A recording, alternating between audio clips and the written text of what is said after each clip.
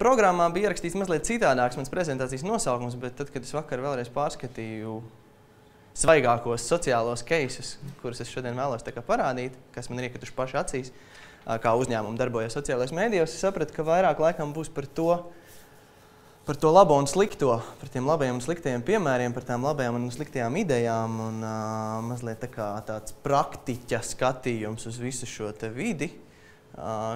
Es atļaujos uz to skatīties kā mazliet nostāk esoši, jo darbojos, kā saka, ar vairākiem uzņēmumiem, un tas man ļauj tā kā bišķīt salīdzināt tās labās un sliktās lietas, un to es arī darīšu. Pirmais, ar ko es vēlos sākt, ir tas, ko arī Jānis pieminēja par to, par tām idejām, kāpēc uzņēmumi vēlās darboties sociālajos mēdījos un kāpēc laiciņi varētu tā kā sašutumā vilties. Uzņēmums sākot darbību sociālajos mēdījos vai izvērtēt, vai tur vispār kaut kur darīt un būt, viņi vēlās sagaidīt kaut kādu šādu rezultātu, vēlās, lai par viņiem rakstītu šādus tvītus, un jo vairāk, jo labāk, jo biežāk, jo skaistāk, super. Tas, ko uzņēmumi nav gatavi, vēl joprojām darbojoties sociālajos mēdījos, tāds ir mans novērojums, nav gatavi, ka viņas parāda no šitās puses.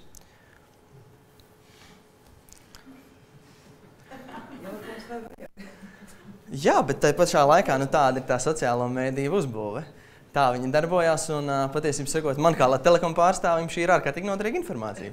Vismaz tā vajadzētu būt. Šo pārsūtīt cilvēkiem, kas nodarbojas ar mūsu meistariem, un tad, lai viņi izvērtē tālāk, vai viņiem vajag garākas bikses, vai lielākas siksnas, vai ko, bet katrā gadījumā tā ir ļoti būtiskā lieta, abstrahējoties no dibeniem un no Telekoma, ka sociālie mēdīji negarantē tev neko. Viņi tev parādīs tavu uzņēmumu šķērsgaismā, un parasti viņi parādīs tavas stiprās puses, par kurām tu vispār neesi bijis informēts, tavas labās lietas, kas tavuprāt vispār ir kaut kas nenozīmīgs un klientiem droši vien neinteresē. Un ārkārtīgi izcels tās lietas, kas tev ir jālabo un ko tu esi vēlējies tā kā pabīdīt zem paklāja, un gan jau neviens nepamanīs. Vēl ko uzņēmumu sagaida no darbības sociālos mēdījos, šeit nebūs stāsts par mūsu seno izīkējusu, tas jau ir antīkā vēsture. Tas, ko uzņēmums sagaida, apzinoties mūsdienu Googles nozīmību un atslēgu vārdu svarīgumu un visu pārējo, cilvēks ieraksta uzņēmumu vārdu internetā, jebkur Googlē, Twitter searchā un iegūst vislabākos rezultātus, vislabāko uzņēmumu tā kā portretu. Šeit salīdzinoši nesen rezultāti saistībā ar Izī, kur it kā cilvēks ierakstot, iegūst ļoti pozitīvu skatu. Tā vismaz varētu šķist, vai ne? Viss kārtībā. Būvniecība turpinās, konkursi, kur cilvēki vēl paši kaut ko reklamē, tā gan ir konkursi arī sastāvdaļa, bet to pirmā brīdī neviens nezinās. Kur ir problēma? Es parādīšu mazliet uzskatāmāku piemēru. Atrodiet, lūk, šeit lieko ierakstu. Tādu, kas lec mazliet ārā no kopainas. Kā jums šķiet, kurš tas varētu būt?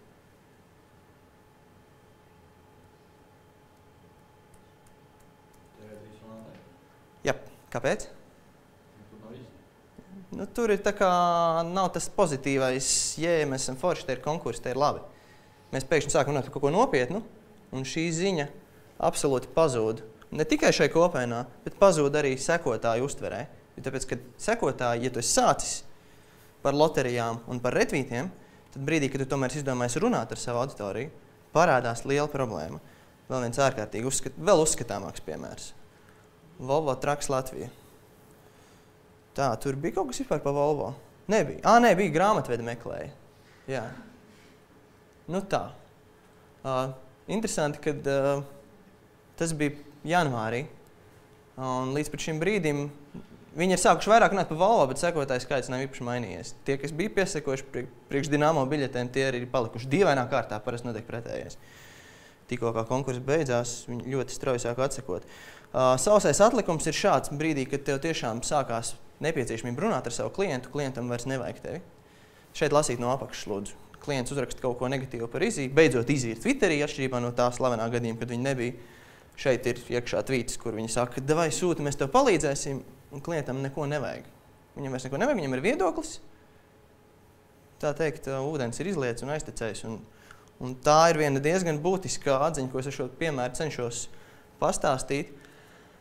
Jau laikus izdomāt, ko tu tajos sociālos medijos darīsi, kāpēc tur būt, un censties to tā ļoti rūpīgi pārdomāt un nešaut uzreiz visos virzienos, Jo tāpēc, ka ļoti sākotnēji izdomāta pareiza stratēģija ir pusi no sociālo mediju veiksmes, manuprāt. Manā vismaz tā pieredzē tā ir. Vēl viena lieta, ko uzņēmumi vēlās darboties sociālos medijos, ir iekļūt dažādos topos un tikt tā kā atzīti par to, ka viņi ir labi. Negatīvā lieta, ļoti skaisti viņi ir apkopojis Jānis, ka cilvēki sāk skatīties tā kā mazliet tehniski uz to visu. LG Electronics grib dabūt šim ierakstam 999 ieteikumus. Kāpēc? Kāds tam sakars ar LG? Īsti nezinu. Ja? Arī sausais atlikums. Top ir destruktīvi, jo un ja mudina uzņēmumu fokusēties uz tvītu skaitu, retvītu skaitu, līknēm, nevis uz to, kāpēc viņi tur ir, ko viņi no tā visu vēlās dabūt atpakaļ. Jo tāpēc, kad konkursi beigsies, biļetes uz kaut kādiem pasākumiem tiks izdalītas, un tad nāks tā ielai bēdu, ja, kad sākas saprast, ka laikam tomēr tie sociālai mediji man galīgi nestrādā pēkšņi, ja, nekas, nav jēgas tur ieguldīties. Ieguldījos, redz, bija atdeva, tagad pēkšņi mēs tagad varētu turpināt, nekādas atdeves nav, tāpēc, ka sākumā es uzrunāju pilnīgi citu auditoriju. Tā. Vēl viens skaists piemērs. Salīdzinoši svaigs. Kojas LV. Neprasiet man, kas tas tāds ir. Es atvēru pirms tam šo lapu, bet es esmu pamanījis viņas pēdējā laikā sociālās medijos ar ārkārtīgi dīvainām izpausmēm. Viena no šīm, viena no tām ir šāda, pie 10 000 sekotāji. Tas nekas, ka uzņēmumam šobrīd ir 1000 sekotāji. Es nezinu. Varētu būt, ka tā, ka viņi sasniegs to 10 000, tad tas the new iPad būs the very old iPad, es nezinu. Bet katrā gadījumā arī jautājums, kāpēc? Ko tas man stāsta par šo te uzņēmumu vai šo lapu? Tas vēl nav viss. Labākais ir šis ieraksts, kas man vienkārši fascinēja. Pirmkārt, vārds likvidācija šajā te sociāli aktuālajā momentā. Un otrkārt, šī absolūta nepieciešamība šim jautājumam piemest klāt. Esi aktīvs un piedalījies loterijās. Tas man... Es lieliski saprotu, ko cilvēks, kas šai kontā rakstīja, centās panākt. Viņš centās tā kā aicināt cilvēku uz sarunu, iesaistīties pa vidu kaut kādai aktuālam notikumam, lai cilvēki, kas par šo notikumu kaut ko meklē vai interesējās, varētu piedalīties sarunās tieši ar viņiem un uzzināt par viņiem. Bet veids, kā tas ir izpildīts... Varbūt ir šādi kļūt populāri? Ne, nevar. Īstermiņā, jā. Ilgtermiņā nevar. Es esmu pārbaudījis ar vairākiem piemēriem. Nevar. Tiešām nevar. Īstermiņā, kā ļoti konkrēti, pieņemsim mēnesi ilga aktivitāte, bija gadījums ar Absolūtu. Ļoti kvalitatīvu šņābi, kur viņš šādā veidā nedēļas laikā manā personā izdalīja ietekmīgākajiem Twitter Latvijas tā kā dalībniekiem, pārstāvjiem absolūti pudeles, iesaistoties vienkārši brutāli pa vidu sarunā. Cilvēks kaut ko raksta, un tu viņam atbildi kaut kādā veidā to pavelkot uz savu pusi. Īstermiņā vairāk vai mazāk ok, ilgtermiņā nē. Jo vienkārši jau tad sāk parādīties teksti par to, kāpēc jaucies pa vidu. Pilnīgā beztēma. Vēl viens grēks, šoreiz arī manā virzienā, retvītot labo un izlikties, ka sliktais neeksistē, vai arī neretvītot slikto, neradīt kopainu pozitīvu. Ir tāda, varētu pat teikt, jau kustība sākusies, ko ir sācis Māris Antons, kurš ļoti aktīvi veicina šo tēzi, ka retvīts nenozīmē pateikt paldies šim konkrētam cilvēkam, kas ir uzrakstījis šo labo lietu par tevi. Jo tāpēc, ka Twitteris, pat mazajā Latvijā šobrīd jau ir ļoti pārsātināts ar visādiem Kojas LV, kas vēlas izspēlēt iPadus un tam līdzīgas lietas. Līdz ar to, ja tu vēlies pateikties, ka cilvēks kaut ko labi ir pateicis par tevi, tad pasaki to viņam, nepiesārņo pārējo telpu, tāpēc, ka tie cilvēki, kas tev jau seko, tie lielākoties zina, kāpēc viņi to seko. Ja tu esi pareizi izvēlējies savu stratēģiju un ja tu nedari iepriekš minētās kļūdas. Un te arī var lasīt no apakšas, kā cilvēki norāda, ka tas tomēr arī attiecās uz mani. Un šeit viens mans draugs stāsta arī, ka tieši tāpēc daļa korporatīvo kontu ir zaudējuši viņu kā sekotāji, tāpēc, kad parādās viņam neinteresants un absolūti neliederīgs spams viņa prāt. Jo viņš jau zina, kāpēc viņš seko. Jā. Tāds vēl viens mazais grēciņš no tiem don't sadaļām. Vēl viens labs piemērs, droši vien būsiet dzirdējuši par svaigāko Latvijas sociālās vides piemēru Elkor keisu, kur bija liels hypes sacelts par piedāvātajām atlaidēm nepilsoņiem. dienu vēlāk, pirms šis viss te hypes ļoti aktīvi bija uzmutuļojis sociālajos mēdījos, viņi savā Facebook lapā ievietoja reklāmu par jauno iPod, kas pie viņiem būs iegādājams, un tā vietā, acīm redzot, uzņēmums, absolūti neklausoties vai nevēloties klausīties to, kas tiešām notiek par viņu sociālajā telpā, gaidīt droši vien, kad komentāros būs sajūsmas teksti, kad būs rindas, es būšu pirmais, cik maksās, tā tālāk. Tā vietā komentāros ir, cik liela būs nepilsoņa atlaide, dēļ jaunā iPod esmu gatavs atteikties no pilsonības, un cik ilgā laikā tas vispār ir iespējams atteikties no pilsonības. Vienmēr sakot, skaists piemērs tam, kā uzņēmums, kuram ir it kā, vajadzētu būt saprašanai, ja reiz viņi tur darbojās, un vajadzētu būt arī rīkiem, kā klausīties savos klientos. Izvēlās vienkārši neklausīties, izvēlās tikai runāt, vienpusēja komunikācija. Tas var novest pie diezgan skaistām sekām, un šis ir ļoti uzskatāms piemērs tam. Vēl sliktāk, kad uzņēmums saprot, ka viņš var tomēr iesaistīties un kaut kā mēģināt to pavērst tā kā atkal pozitīvā gultnē, šis te ir Elkora ieraksts, pašas lapas, pat tad viņš izmanto lielisko izdevību vēl vairāk sačakarēt situāciju, ļoti vienkārši pielaižot kļūdu vienā vārdā. Un tas viss tik lieliski, 3 kļūdas pat vēl, lai nopirkt jaunu. Ja tā lingvistiski un tā ļoti rūpīgi izanalizē, tad tur tas teikums ļoti lieliski saskan gan ar šo te nepilsoņu atlaidi, gan ar pašu Elkoru. Tas ir tāds odziņa tajā garnējumā, un tad pēc tam var nebrīnīties, ka tas viss pārvēršās kaut kādā šādā izpausmē. Es ceru, ka man nav jāstāsta, kas ir Māris Reliņš un ko nozīmē, ja viņš šādu bildi ievieto sociālajos mēdījos, un tad tas jau vairs nav apturams nekādā veidā, jo tad ir jau dubultais, jā, un ir arī trīskāršais, un tā jau ir tāda vietēja interneta meme, vai tur tu vairs neko nevari. Tur tu vairs neko nevari izdarīt, tu esi palaidis veiksmīgi iespēju garām, jo no šāda atpakaļceļš ir ļoti grūts. Tieši šī iemesla dēļ. Jo tā ziņā izplatās ļoti ātri, un būtu forši, ja tā ziņa izplatītos pareizi, izplatītos tādi, kas tev uzņēmumam ir tā kā, vērtīga, vajadzīga, un kas sniegs arī atpakaļ atdevi. Cik viņiem tur rindas bija pēc tam? Tas papēdīgi? Varbūt būt, ka viņi Prozaiskais stāsts ir tāds, ka viņi beigās, kā man pastāstīja, nemaz nevarēs pārdot tos iPad. Tā. Katrā ziņā, jā. Tāpēc daudz labāk ir, lai par tevi sociālajos mēdījos cilvēki padalās ar šādām bildēm. Jā, kur piemērs no BMW Latvija. Skaists meitenes, skaists mašīnas, tās ir vērtības, kas nekad nezaudēs savu svarīgumu. Un, cilvēki ar tādām lietām arī dalās. Līdz ar to atceroties šo te iepriekšējo bildi, labāk, lai viņi dalās ar kaut ko tādu, nevis ar šādu.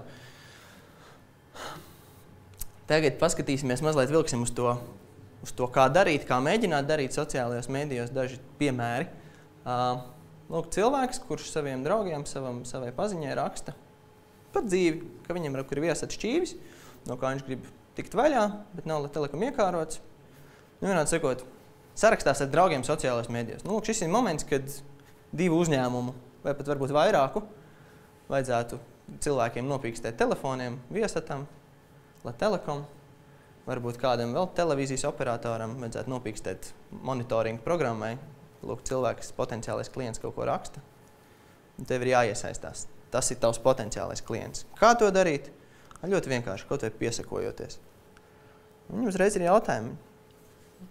Daži dienas vēlāk šis kļuva par mūsu klientu. Vēl viens piemērs jālas atkal no apakšas, no apakšas pa brīdim mainās. Cilvēks ir izpētījis savā adresē, kāda ir pieejamie interneti, un atzinis, ka Telekom ir labākais, jo vienīgais piedāvā arī televīziju. Un te arī tā vietā, lai retvītot, varbūt vienkārši, es kā ar mūziku arī uz tu cilvēks ieraugu, ka cilvēkam ir lietotāja vārds bundzinieks, un piedāvāju viņam ieskatīties HD kanāla pakā, jo ir ļoti labs mūzikas kanāls. Un cilvēks uzreiz ir ārkārtīgi priecīgs un saprot, ka šitas būs labais. Tad mēs vienkārši būtībā paši sev, kā uzņēmums, papliķējam pa plecu, un klients to novērtē, nevis riebumā novēršās, ka tie atkal paši pa sevi jūsmā būtībā. Tur tāda maza tā šķautnīte ir, bet tas ir tā ļoti gaumīgi pastāstīt par sevi labu tā, lai tam otram cilvēkam nešķiet, ka tu pats sevi baigi slavē. Arī būtībā ieklausies. tajā, ko klients tev saka. Atkal no lapakšas jālasa. Interesants gadījums. Klients vēlas pieslēgt vairākus dekoderus, bet viņam ir mazliet nestandarta dzīvoklis un vajadzīgi nestandarta vadi, nevis tie, kas ietilpst komplektācijā. No vienas puses tu varētu teikt, sorry, kastīte ir tāda, kāda viņa ir tev veikalā iepakota, pats tu kaut ko var mēģināt tur saspraust, izvilkt zem tepiķa vai kaut kā tam līdzīgi. Atkal no otras puses, nav jau man it kā grūti uzrakstīt tiem tehniķiem, kas pako tās kastes, pasaka, lūk, pie šitā te klienta, lūdzu aizsūtiet un pielodējiet tos vajadzīgos 16-metrīgos vadus un ielieciet, viņš būs priecīgs. Nebija grūti uzrakstīju. Sausais atlikums ir tas, kas ir lasāms augšā. Ka tur kvalitāte super, nevaru pierast, māte ar prieku asarām acīs, ka tik labu bildi nekad nav redzējusi. Tie ir arī tāda tīri tvīti, ko nevar nopirkt. Ne pa kādām Dinamo biļetēm. Un kā punkts uz īri, tas, ka šis cilvēks parasti bieži ir diezgan lecīgs sociālajos mēdījos, tā kā nav tā, ka viņš pa visu ir sajūsmā. Un kas ir vēl svarīgāk, ka šāds cilvēks nekad vairs neko sliktu par tevi nepateiks. Un tas ir atkal atceroties to sākuma lapiņu par tiem sociālajiem tīkliem, kā viņi nenormālos tempos attīstās. Šie cilvēki kļūst par taviem advokātiem sociālajos medijos, tad, kad tu guli vai tad, kad tu neesi pie tiem tīkliem. Un ja viņiem vai viņu draugu lokā kaut kas slikts notiks, viņi metīsies aizstāvēt tavā vietā, kas ir ļoti svarīgi. Turpinot par specifiskāku attieksmi Twitterī, tajā kā jālas no augšas, cilvēks pasūdzās par apkalpošanas ātrumu Citadeles filiālē, Citadele uzreiz norēģē. Un pastāsta, lūdzu, pieiet pie Jekaterinas, viņu jūs apkalpos bez rindas. Un te parādās problēma. Brīdī, kad tev visi, kas Twitterī pieteiksies un pasūdzēsies, tu viņus apkalpos bez rindas, kā tas izskatīsies, ka tā vecmāmiņa tur gaida jau no 8 un kaut kāda tur tīņi ar iPhone'iem skrien bez rindas, tā kā tu uzmanīgi būtībā ar konkurenci pašam ar sevi nevajadzētu aizrauties. Sociālajā mēdī sākumā liekas, šķiet it kā mazliet svarīgāki par kārtiņu nekā tev parastie klienti, vismaz tā varētu šķist, jo tāpēc, ka tur momentā katra problēma uzpūšās kā milzīgs burbulis un visi to redz, un tu gribi, lai pēc iespējas ātrāk tas viss tiktu novērsts, bet tā ir, te rodās problēma, un to mēs ļoti labi sapratām arī vienā gadījumā paši, kad tu šādā veidā sāc konkurēt pats ar sevi, un tu dari pats sev pāri vienā brīdī. Tas drīzāk norāda uz kaut kādām problēmām citos kanālos, un šajā gadījumā arī, ja reiz mēs Twitterī varam nokārtot lietas ātrāk nekā cilvēks piezvanot pa parasto problēmu nodošanas līnijā, tad varbūt mums nedaudz jāpamaina tā parastā kārtība.